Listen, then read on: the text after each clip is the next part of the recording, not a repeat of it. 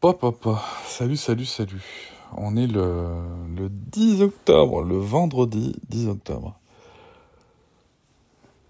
Je suis un peu... Voilà, il faut que j'arrête de bailler quand je te fais des vocaux, moi.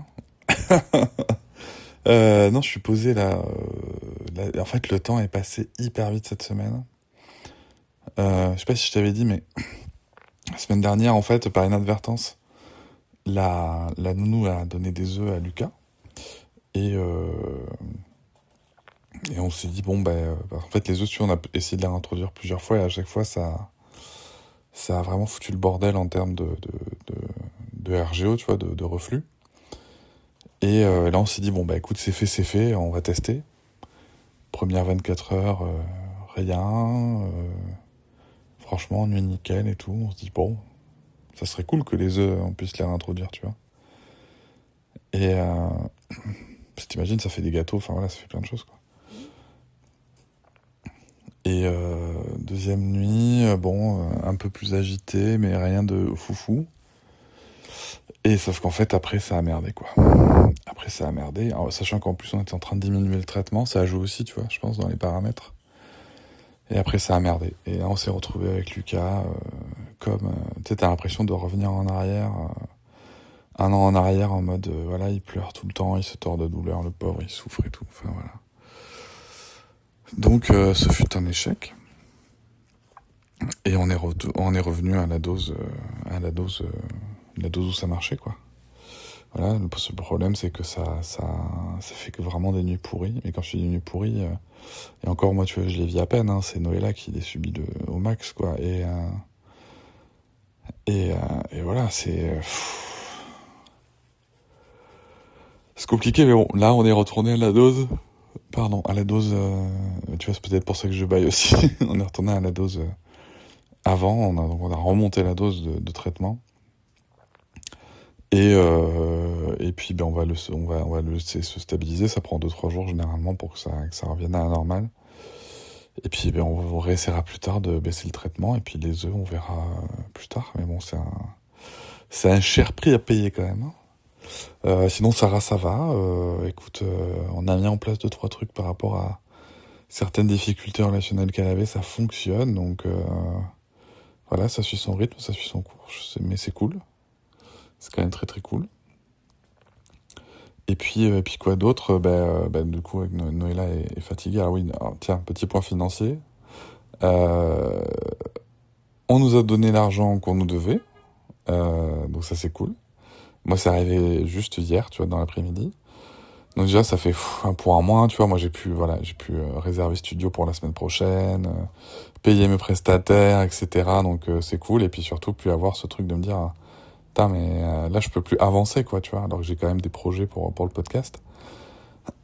Et, euh, et puis quand tu travailles avec des gens, faut quand même pouvoir les payer en temps et en heure. Moi, c'est quelque chose sur lequel je suis extrêmement pointilleux, le fait de payer les gens en temps et en heure, parce que moi, j'aime bien quand on me paye en temps et en heure. Donc c'est quelque chose sur lequel je suis très exigeant avec moi-même. Je pense que c'est normal, en fait. En tout cas, c'est ma norme. Et voilà, quoi d'autre, j'ai fait 2 tours à Paris cette semaine. Un tour mercredi matin chez Apple. J'ai croisé Alexandre. Et mais zut J'ai croisé Alexandre de Papa Plume. C'était chouette de le voir, ça fait longtemps que je l'avais pas vu. Il était avec sa fille, elle était toute gentille, quoi. Et en fait, on est allé voir tout ce qui est sujet, tout ce qui est matériel éducatif Apple, etc. Franchement, c'était hyper intéressant. C'était hyper intéressant. Moi qui suis très Apple, tu vois, dans mon écosystème informatique et téléphonie, je trouvais ça hyper intéressant. Des utilisations de l'iPad auxquelles j'avais pas pensé et tout. Vraiment avec des chouettes outils. Donc voilà, bon, moi, mon iPad, il est très vieux. Tu vois, j'utilise maintenant juste pour potentiellement des dessins animés sur les très longs trajets, donc pendant les vacances. Sinon, je l'utilise juste pas parce qu'en fait, il n'y a plus grand chose qui fonctionne bien dessus. Enfin, s'il fonctionne, pardon, mais il y a les outils qui pourraient m'intéresser, il est plus assez puissant, donc voilà.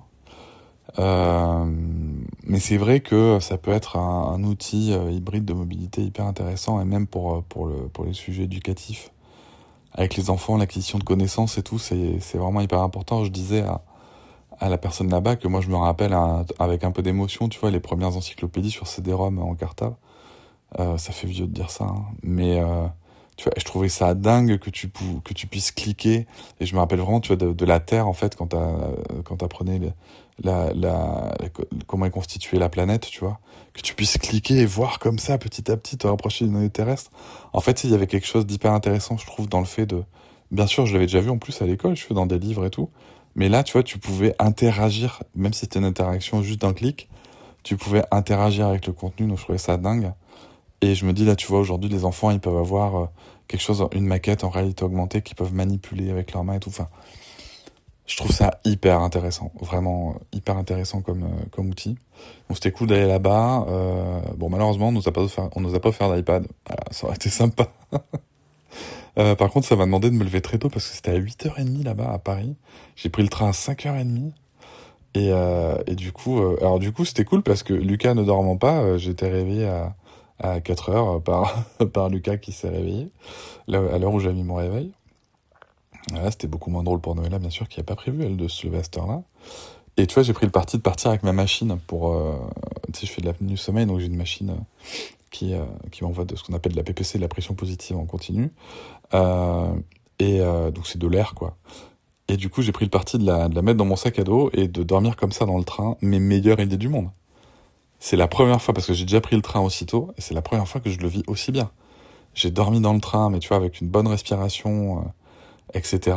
Voilà. Il y a plein de gens qui m'ont dit que je connais et tout, qui m'ont dit « Putain, mais moi j'aurais trop honte et tout, machin. » J'ai pas honte d'être qui je suis et d'avoir les traitements que j'ai, premier point.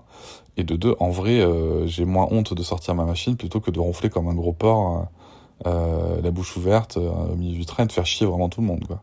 Alors que la machine, elle fait pas de bruit. Donc voilà. Et ensuite, je suis retourné le lendemain. Alors, pardon, ce qui était cool pour le mercredi, c'est que mine de rien, de m'être levé aussitôt, d'avoir dormi dans le train. Mais en fait, j'ai fait vraiment plein de choses dans ma journée, tu vois, parce que du coup, je suis revenu sur Bordeaux en tout début d'après-midi.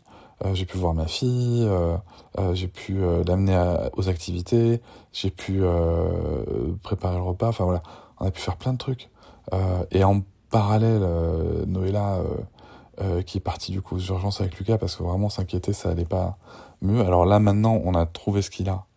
Y a rien de grave, mais heureusement que Noëlla est pro de santé et qu'elle a tu sais, les guts, cet instinct, tu vois. Il y a il y a des trucs, tu vois, des fois il y a Noëlla, quand elle insiste et qu'elle dit, enfin vraiment, tu vois, il y a des trucs qu'elle sent et tu vois, faut vraiment l'écouter. Autant il y a des fois, tu vois, elle peut s'inquiéter pour des choses où vraiment il y a, mais vraiment, tu sais, moi, au bout de 20 ans avec elle, je fais vraiment la part des choses entre des choses qui peuvent, où elle peut s'inquiéter, je pense, pour moi, pour rien, et des choses où, tu sais, tu sens que c'est son instinct qui parle, tu sens qu'elle sait qu'il y a un truc qui cloche, tu vois. Et là, faut vraiment l'écouter, quoi. Là, faut vraiment l'écouter, faut soutenir, il faut y aller à fond. Et elle a eu raison, encore une fois. Donc voilà. Et donc, jeudi, je suis retourné à Paris, là, pour un nouvel épisode co-brandé, ultra intéressant. Ultra intéressant. C'est avec Trade Republic, donc c'est une banque en ligne avec un fonctionnement un peu particulier. T'écouteras l'épisode, tu verras, c'est expliqué.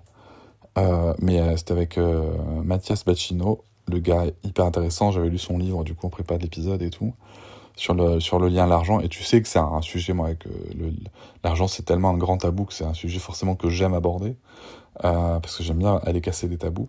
Et là, c'était vraiment hyper intéressant parce qu'on a vraiment cet apport. Déjà, lui, tu vois, il connaît bien le milieu de la banque et tout.